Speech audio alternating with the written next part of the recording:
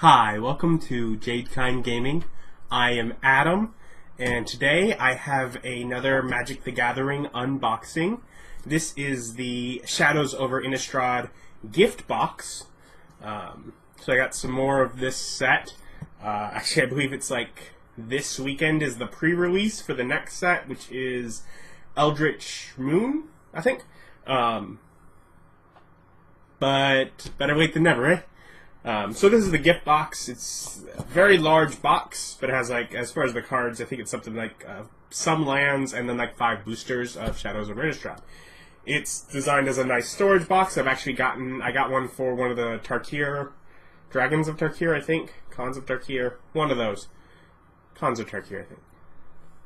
Anyways, I got one of them for one of the previous sets, and it is just a nice box to have to store some things in. So I figured this one will have some cool art that I'll really like, so I'd get that. Let's check it out. Let's take out the plastic first to reduce the glare.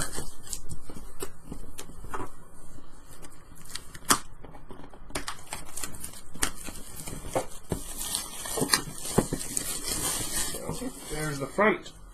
Good old Jace. Flip it over. You get whatever the fact, and this is a sleeve. Put it back to the front. Jace again with our misty face, whatever face in the shadows, and opens up very nicely. Inside we have our little spacer that keeps things from jumping around too much. The cards that we get, and the box itself. So, as you can see, the box is very big. The cards in it quite small. But a big part of what I like about it is the nice big storage box. But let's check out what we got here. All right. Cut this open and check it out.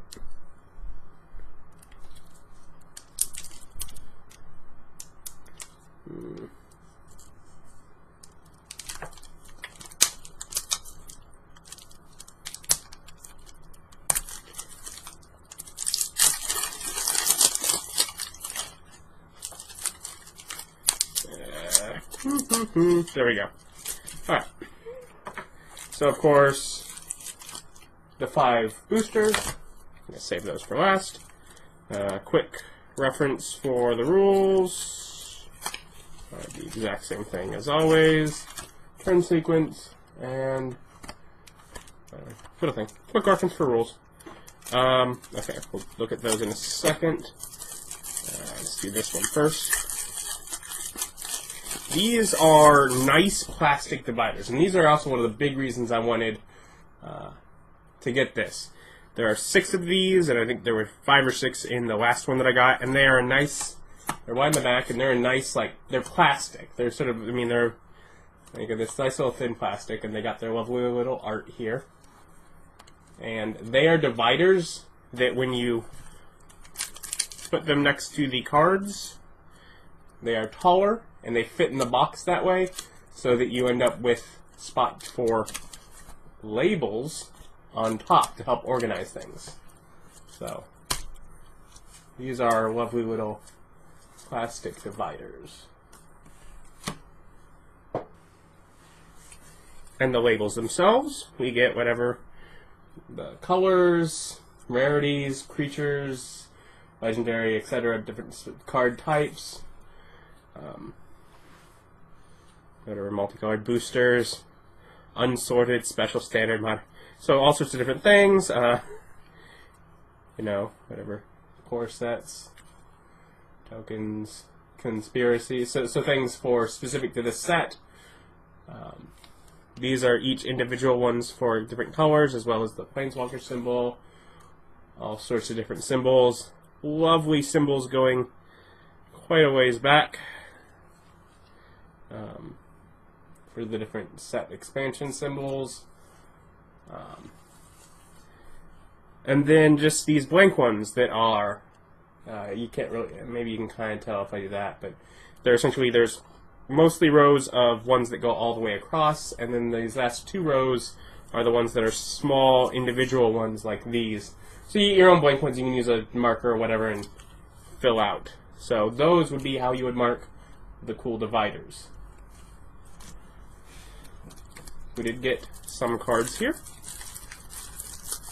These are the not random, not boosters, whatever.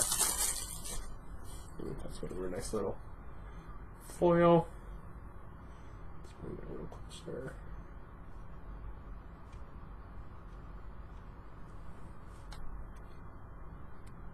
Ooh, shiny.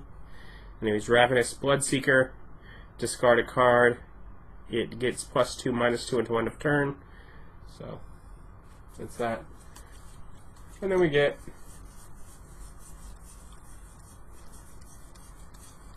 I'm guessing that's 4 of each land, which would be 1 of each art of each land, most likely. So, you know, not the greatest, but it's enough that, you know, to get you started with land. So, boosters. 5 of them. Let's see what we get. Sorry, let's see what I get. You're just here for my excitement. Of course, we have commons. We have quite a few of those with 5 boosters, so I'm going to go through them pretty quick. Slow motion things, or pause, or whatever, if you want to look at the commons too. Our uncommons, Geist Blast. It's kind of a cool little weapon there. Gibbering Fiend. Bounty Mine Moon Silver. And our rare is the Forgotten Creation. It's a zombie horror. It has Skulk. It can't be blocked by creatures with greater power. 3/3. And at the beginning of your upkeep, you may discard all the cards in your hand, and if you do, draw that many cards. Ooh. That could...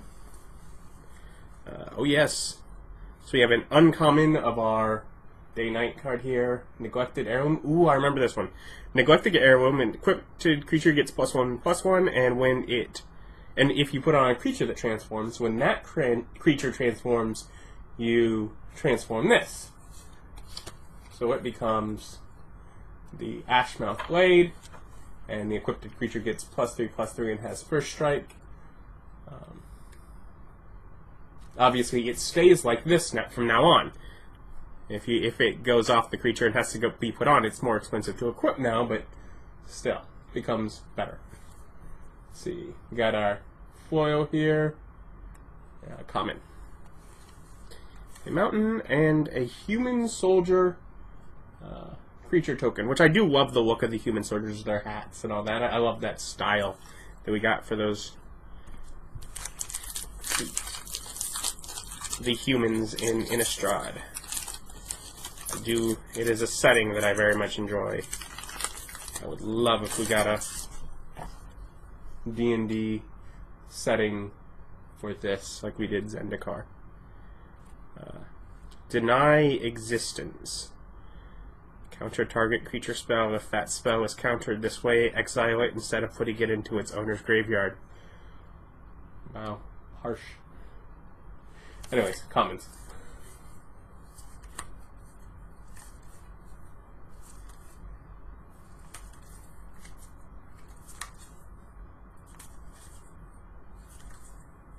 Alright, we're on to our uncommons.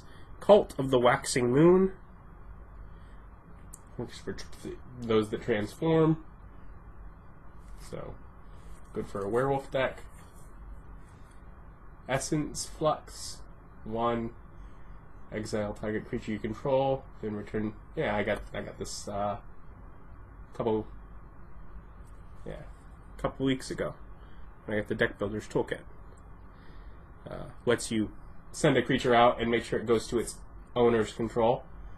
So,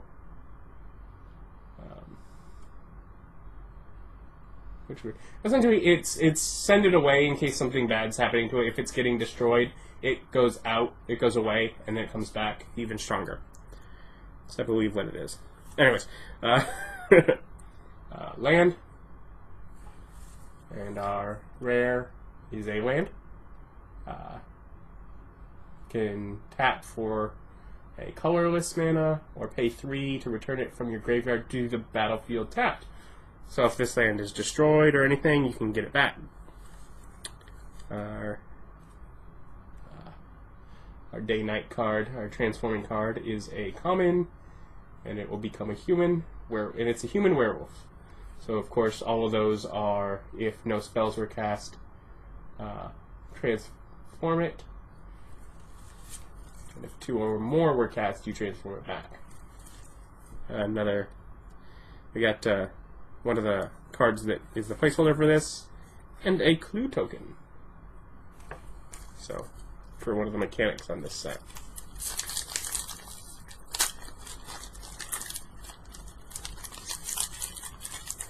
Booster number 3.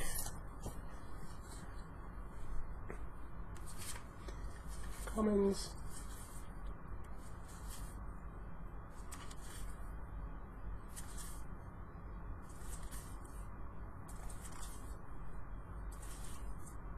Alright, here's our uncommons.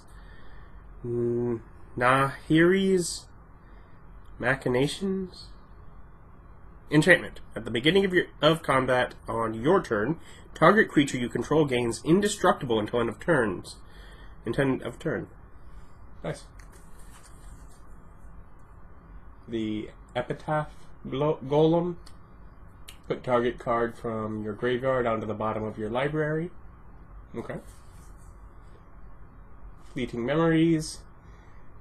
Investigate when it comes into the battlefield. So get a clue token, and whenever you get rid of a clue token, target player puts the top 3 cards of his or her library into his or her graveyard. Let's see, our rare is Ever After. It is 4 and 2 blacks. Sorcery, return up to 2 target creature cards from your graveyard to the battlefield.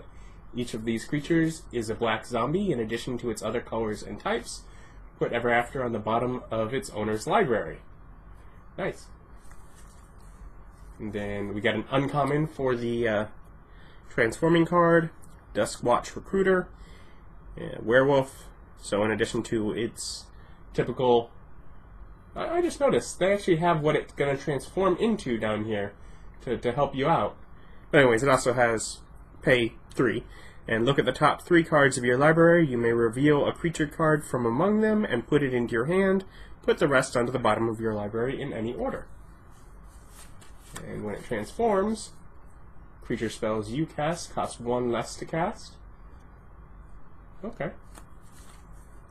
One of these, and an angel creature token.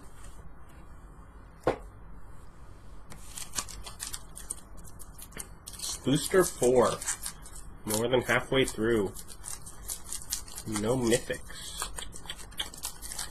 I'm hopeful. Would love to get me a nice little planeswalker. But for now, our commons, of course.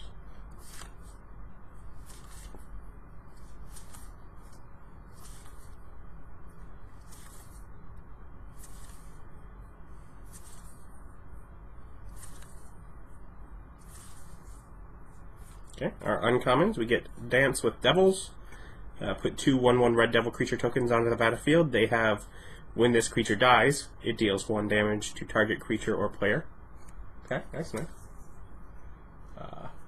Griff's Boon for enchantment. Enchanted creature gets +1/+0 and has flying. And return the ability to return it from the graveyard. We get Magnifying Glass. I'm guessing it has, Investigate. It can also add Colorless.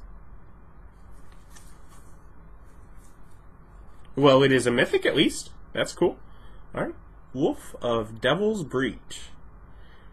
An elemental wolf for 5.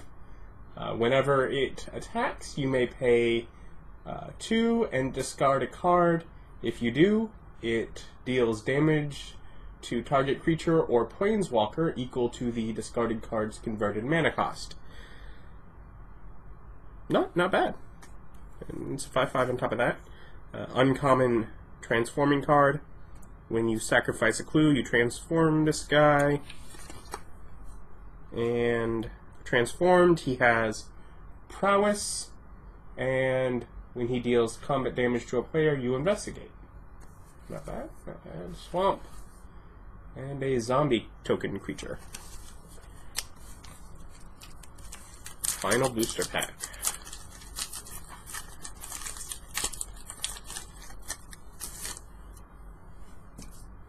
Let's go through our commons. Nice and quick. So I can get to the stuff that... As much as the commons are obviously the bulk of whatever any deck would be,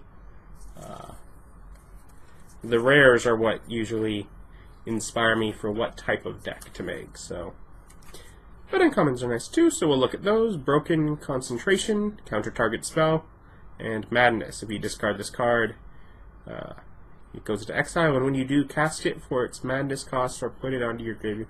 You'd almost have to deliberately be making yourself discard the card in order to use it at the proper time. Land. Pale Rider of Trostand. Skulk. Can't be blocked by creatures with greater power. And when it enters the battlefield, discard a card. And we got a rare. To the Slaughter. Aww. It's a big monster. I don't know if you can quite see it in the camera, but it's a big shadow monster here reaching out for this poor little lamb. Target player sacrifices a creature or planeswalker. Delirium. If there are 4 or more card types among the cards in your graveyard, instead that player sacrifices a creature and a planeswalker.